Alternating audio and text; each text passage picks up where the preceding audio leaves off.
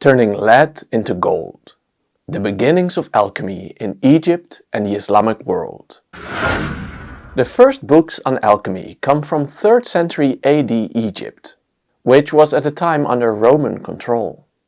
Here a mysterious Greek man named Zosimos, together with his female assistant, claimed to have made a material that could transmute base metals into gold, which later came to be known as the Philosopher's Stone.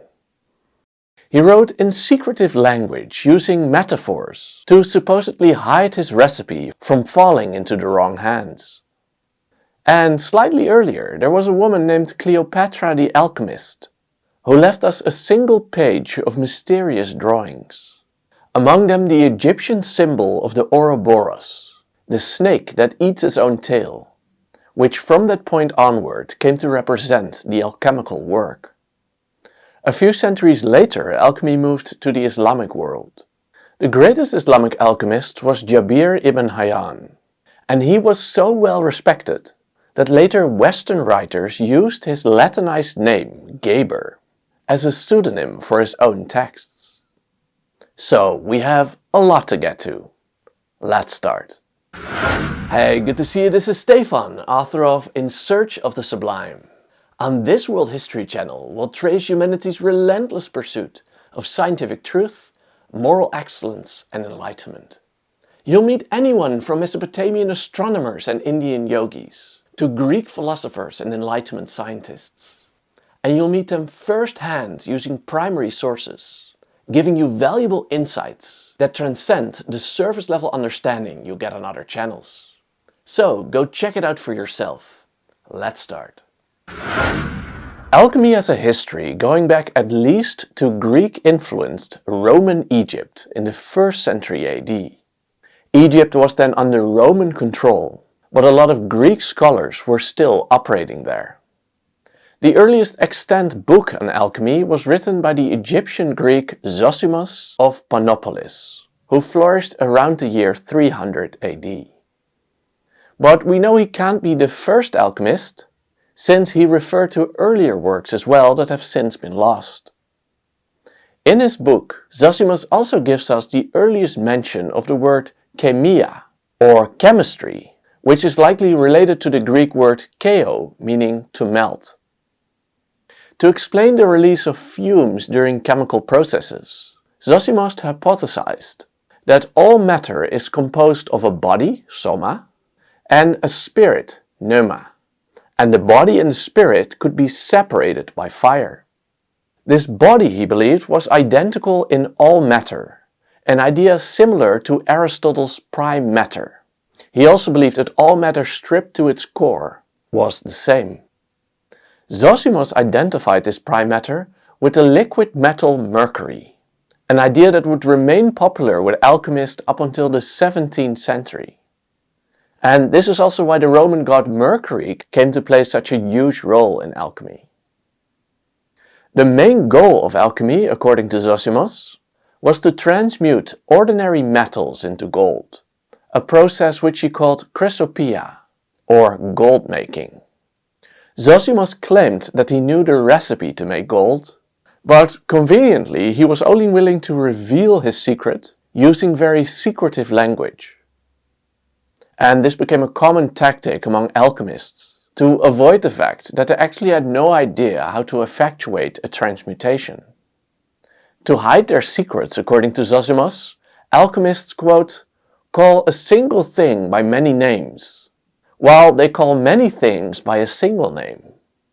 And we see this practice all the way up until the 17th century, when even Isaac Newton was still trying to figure out the meaning of all these different names. One of the names that Zosimos used for that substance that could create gold was the tincture, meaning pigment, as the substance could change the color of any metal into gold. And he also called it xerion, which was also the name for a medicinal powder, since the substance could heal base metals into gold. Zosimos also used the term water of sulfur, which was also a substance made by heating lime, sulfur and urine that was actually used to make silver look like gold, And in Greek, water of sulfur could also be read as divine water. And only in the 7th century, 4 centuries after Zosimos, did the substance get the name the Philosopher's Stone, or in Greek, holithos ton philosophon. Curiously, in his text, Zosimos also described a number of dreams. In one of them, he is dismembered and burned on an altar, until his spirit lifted from his body. And he then told us that these dreams are metaphors for chemical reactions, in this case likely referring to the fumes released after a substance is burned. And these wild metaphors would remain a common element of alchemical instruction throughout its history. Here we see an image from Zosimos' Book of Pictures, this copy made in 1211 AD. We see Zosimos here with his perhaps fictional female student, Theosebia, and they're both standing next to an alchemical oven. And above their heads we see the sun and the moon, suggesting they simultaneously represented 2 chemical substances. And as we shall see, the sun and the moon would also remain important alchemical symbols. And here we see Theosebia holding the deceased body of Zosimos, again with the moon and sun symbol above their heads. And we also see that she is holding his escaped soul on a chain, which must also represent some chemical reaction. The Greek-Egyptian alchemists also appropriated an old Egyptian symbol known as the Ouroboros, a serpent eating its own tail, which had been used at least since the time of Tutankhamun, from the 14th century BC. And we know this because we can see it on a shrine in the tomb of Tutankhamun. The earliest use of this symbol to represent the alchemical work is found in the one-page work called the Chrysopeia of Cleopatra by Cleopatra the alchemist. And in the middle of this Ouroboros, we read the words, "The all is one" in Greek, again suggesting the existence of a prime substance underlying all matter, making all matter one. Alchemy then moved to the Islamic world. Here the word chemia came to be known as alchemia, with al simply meaning the, and of course this later changed into alchemy in the West. And similarly, xerion became al-iksir in Arabic, which became elixir in the West. So how did the knowledge of alchemy end up in the Islamic world? Well, according to the historian Ibn al-Faqih, from the 10th century AD, alchemical knowledge came to Baghdad, the capital of the Islamic Caliphate, under Ambassador Umara ibn Hamza, from the 8th century, when he traveled to the Christian Byzantine Emperor.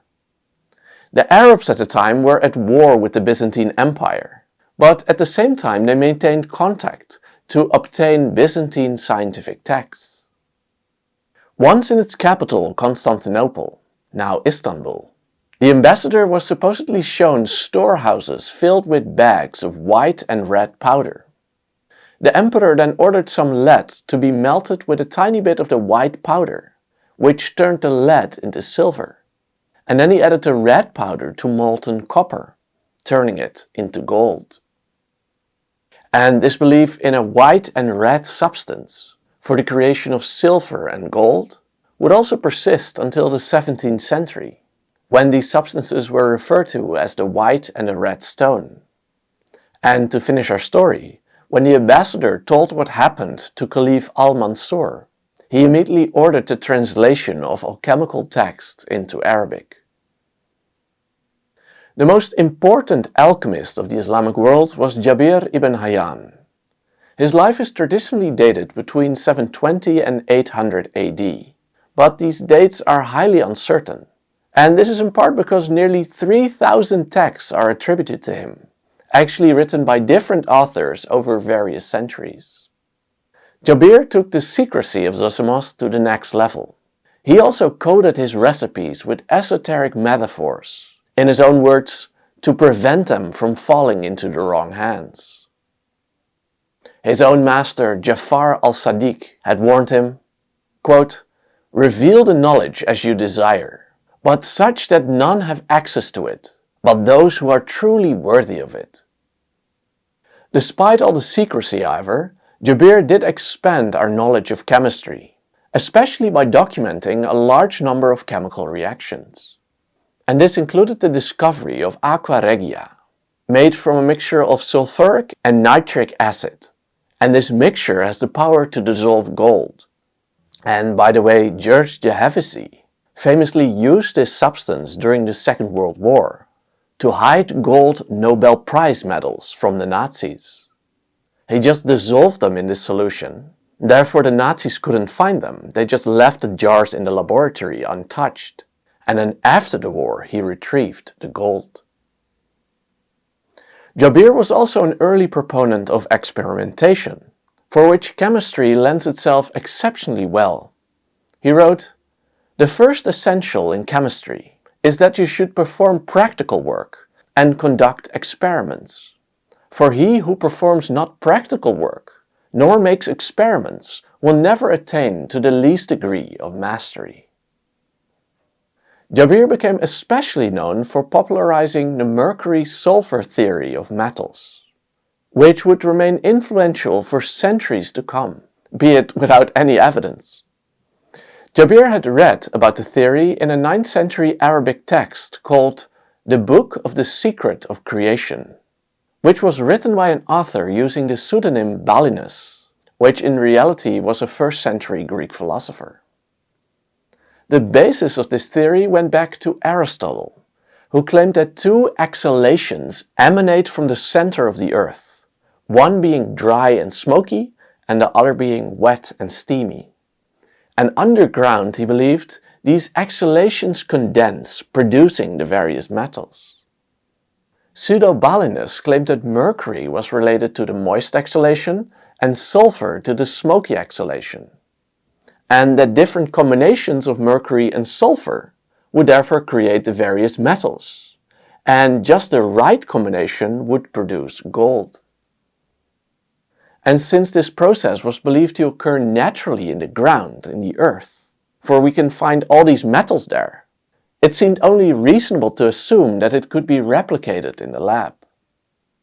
We see these two exhalations depicted in a 7th century text by Michael Meyer. Here we see the two exhalations with at their source the astrological symbols for mercury and sulfur. And the accompanying text reads, "Just as nature produces metals from sulfur and mercury, so does the art," referring here to alchemy. But there is something very odd about this theory, for remarkably, alchemists already knew that mercury and sulfur actually combine into a red chemical called cinnabar. And this isn't even a metal. So how could a theory persist for centuries that claimed that mercury and sulfur together can form all metals? Well, this is because Jabir claimed that the words mercury and sulfur were just code names for some other, more mysterious or philosophical substances. Quite a crazy way of doing chemistry. The same text by Pseudo-Balinus also contained the earliest copy of the so-called emerald tablet. We read that he found a green stone tablet, clenched in the hands of an ancient corpse, buried beneath a statue of Hermes Trismegistus, meaning Hermes the thrice greatest. And this same Hermes was believed to be the author of the Hermetic corpus, a set of Greek texts from the 2nd century AD that dealt not with alchemy but with mysticism. But over time this figure became associated with alchemy, likely because the Roman equivalent of the Greek god Hermes was the god Mercury. And by the 10th century AD, Islamic alchemists considered Hermes Trismegistus the founder of alchemy. And later in the West he was also considered a contemporary of Moses, and it was claimed that he had foretold the coming of Christ. And because of his association, alchemy came to be known as the Hermetic art, related to Hermes. And here, by the way, we see Hermes in a floor mosaic in a cathedral of Siena from 1488. And the text here reads, "Hermes Mercurius Trismegistus, contemporary of Moses. This emerald tablet became hugely influential among alchemists, as it was believed to contain the secret of the Philosopher's Stone. It is a very short text, so we can read it in full. Cryptically, it reads, "Truth, certainty. That which is above is from that which is below, and that which is below is from that which is above. Working the miracle of one thing, with that one thing believed to be the Philosopher's Stone." We continue, "As all things were from one, its father is the sun, and its mother the moon.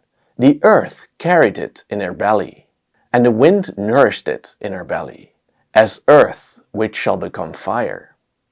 Feed the earth from that which is subtle, with the greatest power.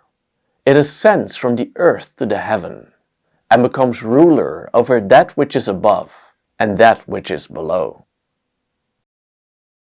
Interestingly, the Islamic world also had a number of significant critics of alchemy. Among them was the great philosopher Ibn Sina, who actually denied the possibility of transmutation, claiming that alchemists do, quote, "not have the power to bring about any true change of species." And he continues, "Whatever God created through natural powers cannot be imitated artificially. Human industry is not the same as what nature does." But interestingly, a later Latin author from the West rightfully refuted this claim, stating that substances like different salts can in fact be made in the lab, and that these salts that were made in the lab were identical in all ways to the salts found in nature. And that is what we still believe today. The chemical reactions in the lab are not different from the chemical reactions in nature.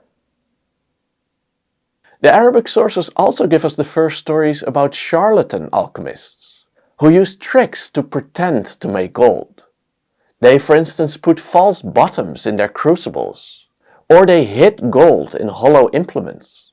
In a later Western description, a hollow stick was closed off with some wax, and when the stick was used to stir the solution in the crucible, the wax would melt and gold hidden inside the stick would fall in, giving the suggestion that gold was created. And we also read of alchemists who asked their patrons for gold, which they then claimed to use to create the Philosopher's Stone in order to make much more gold. And then, not surprisingly, they actually ran off with the gold. And thus unfolded the mysterious early history of alchemy. In the next lecture, we'll discuss what happened when alchemy moved to the West. The wild esoteric language and imagery multiplied here even more, and eventually an obviously nonsensical step-by-step consensus formed on the creation of the stone, which first turned into a black substance associated with death, quickly changed color, and then formed a white stone for silver, and finally a red stone for gold. And we'll read that an influential physician called Paracelsus even claimed he could make living creatures in his lab, called homunculi. And, shockingly, we'll find that alchemy occupied the minds of even the greatest of scientists, including even the great Isaac Newton. But that is for the next time. For now, if you want to learn more about the history of alchemy or any other topic from world history, then read my book In Search of the Sublime. You can read it completely for free on worldhistorybook.com, or you can buy a physical copy on Amazon. Thanks so much for watching. Bye bye.